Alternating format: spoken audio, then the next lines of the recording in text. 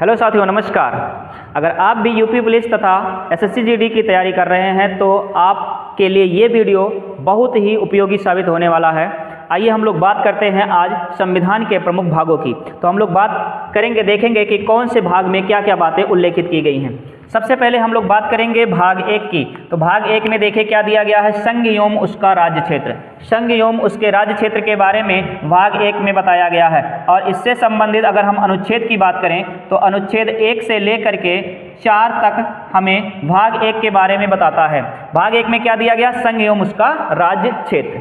दूसरी बात हम लोग करेंगे भाग 2। भाग 2 में दिया गया है नागरिकता। और नागरिकता से संबंधित अगर हम अनुच्छेद की बात करें तो 5 से लेकर के 11 तक के अनुच्छेद नागरिकता से संबंधित है। तीसरी हम लोग बात करेंगे मौलिक अधिकारों की। मौलिक अधिकारों का उल्लेख देखिएगा किस आर्टिकल में दिया गया है, तो आपका आंसर होना चाहिए देखिएगा 12 से लेकर के 35 तक। फिर हम लोग बात करेंगे राज्य के नीति निर्देशक तत्वों की। तो राज्य के नीति निर्देशक तत्वों का उल्लेख आर्टिकल 36 से लेकर के 51 तक में दिया गया है। फिर हम बात करेंगे मौलिक कर्तव्यों की। और मौलिक कर्तव्यों का उल्लेख भाग 4A में दिया गया है। और इसका उल्लेख अगर हम लोग आर्टिकल की बात करें तो आर्टिकल 51A में। अभी हम लोग बात करेंगे ये भी कि आर्टिकल 51A किस संविधान संशोधन के द्वारा जोड़ा गया। पहले हम लोग अनुच्छेदों की बात कर लेते हैं, उसके बाद अभी हम लोग संविधान संशोधनों की भी बात कर लेंगे।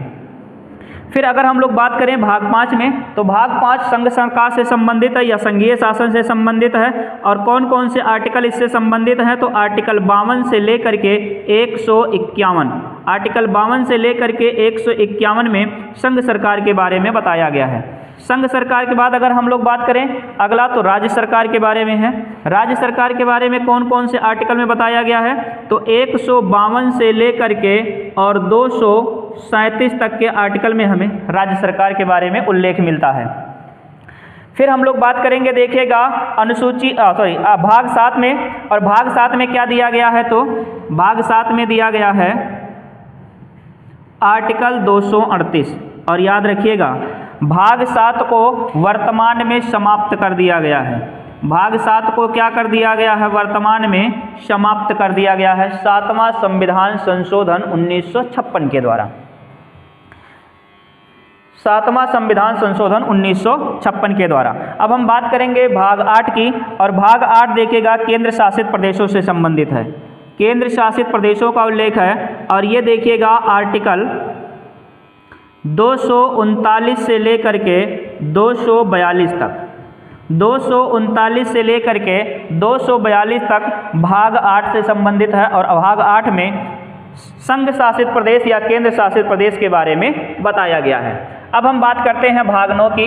भाग 9 में देखिएगा पंचायत का उल्लेख है। 9A में नगर निकाय का उल्लेख है। 9B में सहकारी समितियों का उल्लेख है। आइए हम लोग देखते हैं कि इससे संबंधित आर्टिकल कौन कौन सा है। तो आर्टिकल 243 से लेकर के 243O तक ये भाग 9 से संबंधित है। अगर हम 9A की बात करें तो 243 देखिएगा O यहाँ पर हो गया है, तो O के बाद यहाँ पर आएगा P। और P से लेकर के 243 ZG तक का संबंध जो है ये नगर निकाय से है। फिर हम सहकारी समितियों की बात करेंगे। सहकारी समितियों का उल्लेख अगर हम लोग बात करें तो 243 से लेकर के ZG यहाँ पर हो गया था, तो अगला आएगा ZH। और ZH से लेकर के 243 ZT तक इसका संबंध हम लोग देखेंगे तो सहकारी समितियों से है। तो आगे हम लोग बात करेंगे भाग 10 की। भाग 10 में SC ST क्षेत्र के बारे में बताया गया है। और SC ST क्षेत्र के बारे में अगर हम आर्टिकल की बात करें तो 200 देखिएगा 44 और 244A में देखिएगा ये बातें दी गई हैं। फिर हम बात करेंगे भाग 11 की। भाग 11 में केंद्र राज्य विधायी संबंध। अच्छा, थोड़ा सा देखिएगा, ये थोड़े से आपको एक साथ दिखाई दे रहे हैं क्योंकि इसमें एक जैसी बातें लिखी हुई हैं। केंद्र राज्य विधायी संबंध के बारे में दिया गया है आर्टिकल 245 से लेकर के और 263 तक। 245 से लेकर के 263 तक भाग 11 में दिया गया है। अगर हम भाग 12 की बात करें तो 264 से लेकर के और 300A तक का उल्लेख हमें भाग 12 में मिलता है। भाग 12 का संबंध वित्त, संपत्ति, संविदाएं या वाद, या हम कह सकते हैं केंद्र राज्य वित्तीय संबंध, केंद्र राज्य वित्तीय संबंध, केंद्र राज्य विधायी संबंध भाग 11, केंद्र राज्य वित्तीय संबंध, यानी हम कहेंगे वित्त, संपत्ति, संविदाएं एवं वाद की बात की गई है भाग 12 में। केंद्र राज्य अगर हम व्यापारिक संबंध की बात करें, यानी व्यापार, वाणिज्य एवं समागम की बात करें, तो ये दिया गया है आर्टिकल 301 से लेकर के 307 तक। फिर हम बात करेंगे संघ एवं राज्य के अधीन सेवाओं की, और संघ एवं राज्य के अधीन सेवाओं का उल्लेख अगर हम लोग देखें तो 308 से लेकर के और 323 तक। फिर हम लोग अधिकरण की बात करेंगे। अधिकरण में क्या दिया गया है? 323 ए और 323 बी के बारे में, ये भाग 14 ए में दिया गया है। अभी हम लोग संविधान संशोधन की बात करेंगे। भाग 14 ए जो है ये अधिकरण से संबंधित है, आर्टिकल 323 ए और 323 बी के बारे में।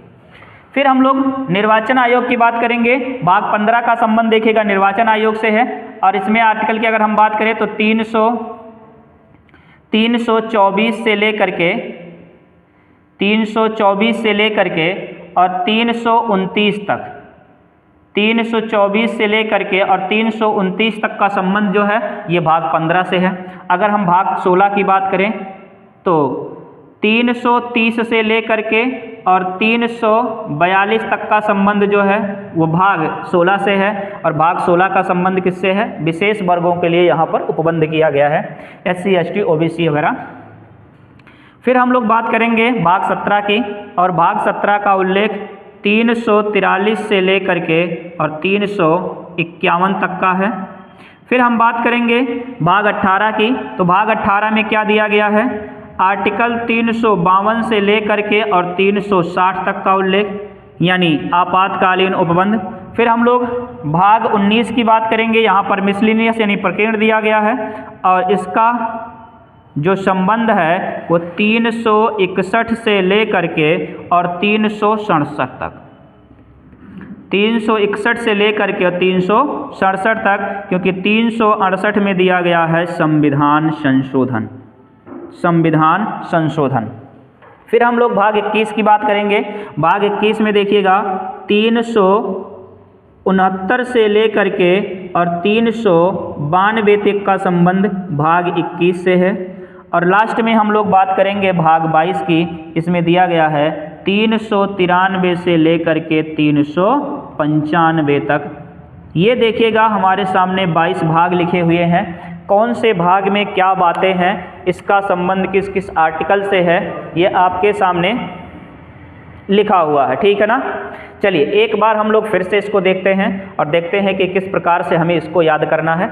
जो आर्टिकल थे, एक बार मैंने आपको आर्टिकल से रूबरू करा दिया है कि कौन से भाग से संबंधित कौन सा आर्टिकल, कौन कौन से आर्टिकल उससे संबंधित हैं, ये आपके सामने लिखे हुए हैं। अब हम लोग एक बात चर्चा करेंगे कि कैसे हमें इसको याद करना है। चलिए हम लोग देखते हैं। तो सबसे पहले हम बात करेंगे भाग 1 की। भाग 1 में दिया गया है संघ एवं उसका राज्य क्षेत्र, संघ एवं उसका राज्य क्षेत्र। तो संघ एवं उसका राज्य क्षेत्र ये आर्टिकल 1 से लेकर के 4 में बताया गया है। फिर हम लोग दूसरी बात करेंगे, देखिएगा। तो सबसे पहले हम लोग संघ की बात करेंगे और उसके बाद उसके राज्य की बात करेंगे। फिर उसके बाद हम लोग देखेंगे नागरिकता के बारे में। तो नागरिकता का उल्लेख दिया गया है भाग 2 और आर्टिकल 5 से लेकर के 11 तक में बताया गया है। फिर तीसरा देखिएगा जो भाग है, भाग 3 का संबंध मौलिक अधिकार से है और इसमें आर्टिकल 12 से लेकर के 35 तक के बीच में बताया गया है। फिर हम लोग बात करेंगे भाग 4 की, और भाग 4 में राज्य के नीति निदेशक तत्व यानी DPSP के बारे में बताया गया है, और इससे संबंधित जो आर्टिकल है वो 36 से लेकर के 51 तक में बात की गई है। फिर हम लोग बात करेंगे भाग 4A। भाग 4A जो कि देखिएगा बाद में जोड़ा गया है, इसमें मौलिक कर्तव्यों का उल्लेख है और आर्टिकल देखिएगा किससे संबंधित है, तो 51A से। और ये देखिएगा अगर बाद में जोड़ा गया है तो जाहिर सी बात है कि संविधान संशोधन के द्वारा जोड़ा गया होगा। तो ये देखिएगा 42वां संविधान संशोधन 1976 के द्वारा जोड़ा गया है। 42वां संविधान संशोधन 1976 के द्वारा ये जोड़ा गया है। आइए, तो सबसे पहले हम लोग यहाँ तक की बात करेंगे कि यहाँ तक देखिएगा कौन कौन से भाग हमारे सामने हैं। भाग 1 में संघ एवं उसका राज्य क्षेत्र, आर्टिकल 1 से लेकर के आर्टिकल 4 तक। फिर हम लोग देखेंगे भाग 2 में क्या दिया गया है, नागरिकता 5 से लेकर के 11 तक। फिर हम लोग देखेंगे भाग 3 में क्या दिया गया है, मौलिक अधिकार, आर्टिकल 12 से लेकर के 35 तक। भाग 4 में क्या दिया गया है, राज्य के नीति निर्देशक तत्व, आर्टिकल 36 से लेकर के 51 तक। और भाग देखेंगे हम लोग 4A, जो कि 42वें संविधान संशोधन 1976 के द्वारा जोड़ा गया है। इसमें किसका उल्लेख मिलता है, तो मौलिक कर्तव्यों का, और आर्टिकल 51 इसके द्वारा जोड़ा गया है। अब हम लोग इन चारों को एक साथ पढ़ेंगे। देखिए, इनको हम लोग एक साथ पढ़ेंगे और इन चार को एक साथ पढ़ेंगे। ऐसे ही देखेगा जब हम तोड़ तोड़ करके इसको पढ़ेंगे तो ये बहुत ही आसानी से याद हो जाएगा। पहले हम लोगों ने देखेगा इसके बारे में देखा, भाग 1 संघ एवं उसका राज्य क्षेत्र, भाग 2 नागरिकता, भाग 3 मौलिक अधिकार, भाग 4 राज्य के नीति निर्देशक तत्व, और भाग 4A क्या है, मौलिक कर्तव्य।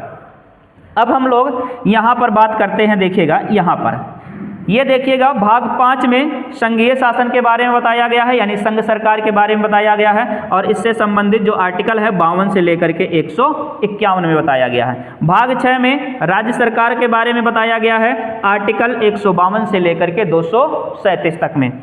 और भाग 7 में देखिएगा अनुसूची 1 के भाग खा के राज्यों का उल्लेख था, जो कि देखिएगा आर्टिकल 238 में दिया गया था, और वर्तमान में भाग 7 को समाप्त कर दिया गया है। और भाग 7 को मैं आपको बता दूं कि भाग 7 को देखिएगा, ये 7वां संविधान संशोधन 1956 के द्वारा, 7वां संविधान संशोधन 1956 के द्वारा समाप्त किया गया है। 7वां संविधान संशोधन 1956 के द्वारा भाग 7 को वर्तमान में समाप्त कर दिया गया है। भाग 8 में देखिए क्या दिया गया है, तो संघ शासित प्रदेशों के बारे में बताया गया है, और इससे संबंधित जो आर्टिकल है वो है आर्टिकल 239 से लेकर के 242 में। तो यहाँ तक आप लोगों को समझ में आ गया होगा। ये सभी देखिएगा एक जैसे हैं, ये संघ सरकार, राज्य सरकार, संघ शासित प्रदेश, संघ सरकार, राज्य सरकार, संघ शासित प्रदेश, क्योंकि 7 को तो समाप्त कर दिया गया है। तो अब देखिएगा आर्टिकल 238 समाप्त हो गया है, तो हम लोग इन तीनों को एक साथ याद रखेंगे, संघ सरकार, राज्य सरकार, संघ शासित प्रदेश। देखिएगा 52 से लेकर के 151, 152 से लेकर के 237, क्योंकि 238 को समाप्त कर दिया गया है, और 239 से लेकर के 242 तक।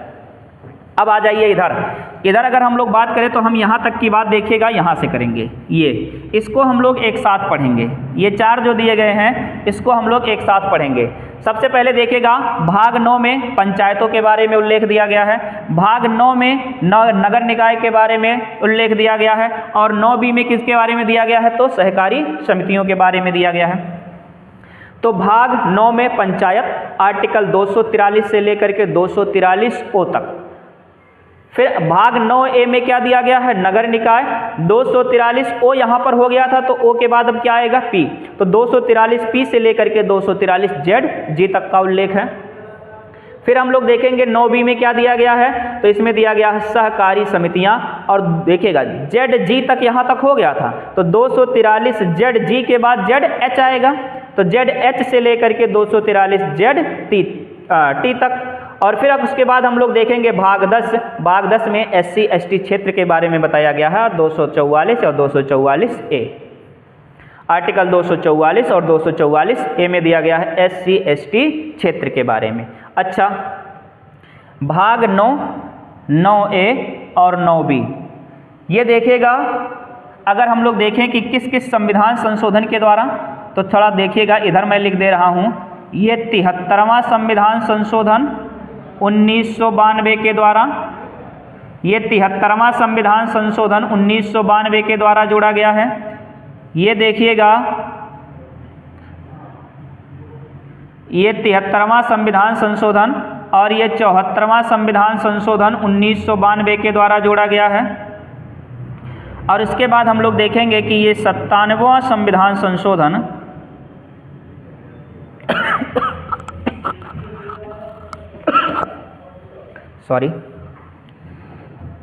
ये 97वां संविधान संशोधन 2011 द्वारा जोड़ा गया है। तो ये 3 आपको संविधान संशोधन भी याद रखने हैं। भाग 9 73वां संविधान संशोधन द्वारा, 9A 74वां संविधान संशोधन द्वारा और 9B 97वां संविधान संशोधन के द्वारा जोड़ा गया है। भाग 10 में देखिएगा SC/ST क्षेत्र के बारे में बताया गया है 244 से लेकर के 244A में। फिर हम लोग अब इन सबको देखिएगा एक साथ पढ़ेंगे, क्योंकि ये सब देखिए एक साथ देखेगा दिए गए हैं और एक जैसे हैं। जैसे भाग 11 में क्या दिया गया है, केंद्र राज्य विधायी संबंध के बारे में बताया गया है। अगर हम भाग 12 की बात करें तो देखिएगा यहाँ पर वित्त से संबंधित है, यानी केंद्र राज्य वित्तीय संबंध के बारे में कौन सा बताया गया है, तो भाग 12 में। यहाँ पर देखिएगा इसका संबंध व्यापार से है, तो केंद्र राज्य व्यापारिक संबंध के बारे में। यह भारतीय राज्य क्षेत्र के बारे में, व्यापार वाणिज्य एवं समागम के बारे में किस आर्टिकल में बताया गया है, तो 13 में। तो इनको देखिएगा एक साथ पढ़िए। केंद्र राज्य विधायी संबंध आर्टिकल 245 से लेकर के 263। फिर उसके बाद हम लोग देखेंगे केंद्र राज्य वित्तीय संपत्ति संविधान एवं वाद के बारे में किसके बारे में बताया गया है, तो आर्टिकल 264 से लेकर के 300A तक। फिर उसके बाद हम लोग भाग 13 की बात करेंगे, व्यापार वाणिज्य एवं समागम। भारतीय राज्य क्षेत्र के भीतर व्यापार वाणिज्य एवं समागम के बारे में आर्टिकल 301 से लेकर के 307 में बताया गया है। फिर भाग 14 की बात करेंगे, संघ एवं राज्य के अधीन सेवाएं 308 से लेकर के 323 तक। फिर उसके बाद हम लोग 14 की बात करेंगे। 14A में दिया गया है अधिकरण और आर्टिकल 323A और 323B इसके संबंध में जोड़ा गया है। और यहाँ पर मैं आपको और बता दूं कि ये भी देखिएगा 42वां संविधान संशोधन 1976 के द्वारा जोड़ा गया है। ये भी 42वां संविधान संशोधन 1976 के द्वारा जोड़ा गया है। तो 4A देखिएगा 42वां संविधान संशोधन और 14A भी देखिएगा 42वां संविधान संशोधन के द्वारा जोड़ा गया है। ठीक है ना। चलिए, तो हम लोगों ने देख लिया कि इसके बारे में, भाग 11 के बारे में, भाग 12 के बारे में, भाग 13, भाग 14 और 14A। केंद्र राज्य विधायी संबंध, केंद्र राज्य वित्त संपत्ति संविधान एवं वाद, केंद्र राज्य व्यापारिक वाणिज्य एवं समागम, केंद्र राज्य देखेगा संघ एवं राज्य के अधीन सेवाएं। यहाँ पर देखेगा संघ एवं राज्य के अधीन सेवाओं की बात की गई है 308 से 323। और 14A में देखेगा अधिकरण के बारे में बताया गया है और ये 42वां संविधान संशोधन 1976 के द्वारा जोड़ा गया है। इसके बारे में भी हम लोगों ने बात कर लिया। अब आइए हम लोग थोड़ा सा इसके बारे में बात करते हैं। यहाँ तक देखिए, यहाँ तक हम लोग पहले बात करेंगे। यहाँ से देखते हैं भाग 15 का संबंध निर्वाचन आयोग से है। तो भाग 15 में देखेगा निर्वाचन आयोग के बारे में बताया गया है आर्टिकल 324 से लेकर के 329 तक, क्योंकि 323 के बारे में देखिए यहाँ पर दिया गया है। तो 323 के बाद देखिए 324 के बारे में यहाँ पर बताया गया है, 324 के बारे में यहाँ पर बताया गया है। फिर हम लोग देखेंगे कुछ वर्गों के लिए विशेष उपबंध, ये 330 से लेकर के 342 में बताया गया है। भाग 17 का संबंध राजभाषा से है, 343 से लेकर के 351 में बताया गया है। भाग 18 में देखिएगा आपातकालीन उपबंध दिया गया है और इसमें देखिएगा 352 से लेकर के 360 तक। तो निर्वाचन आयोग 324 से लेकर के 329 भाग 15 में दिया गया है। भाग 16 में कुछ विशेष वर्गों के लिए विशेष उपबंध किया गया है और इसका संबंध 330 से लेकर के 342 तक है। भाग 17 में राजभाषा के बारे में बताया गया है 343 से 351। भाग 18 में आपातकालीन उपबंध के बारे में बताया गया है 352 से लेकर के 360। भाग 19 में प्रकीर्ण के बारे में दिया गया है मिसलिनियस 361 से लेकर के 367। भाग 20 में क्या दिया गया है, संविधान संशोधन दिया गया है 368 में दिया गया है। फिर भाग 21 में विशेष प्रावधान किया गया है और इसमें कुछ संक्रमणकालीन व्यवस्थाएं की गई हैं 369 से लेकर के 392। और भाग 22 में संक्षिप्त नाम हिंदी में प्राधिकृत पाठ एवं निरसन के बारे में बताया गया है 393 से लेकर के 395 में। तो ये देखिएगा आपके पास 22 भाग हैं। एक बात मैं आपको और बता दूं यहाँ पर कि अगर हम लोग देखें तो भारतीय संविधान में भाग की संख्या कुल कितनी है, तो आपका आंसर होना चाहिए 22।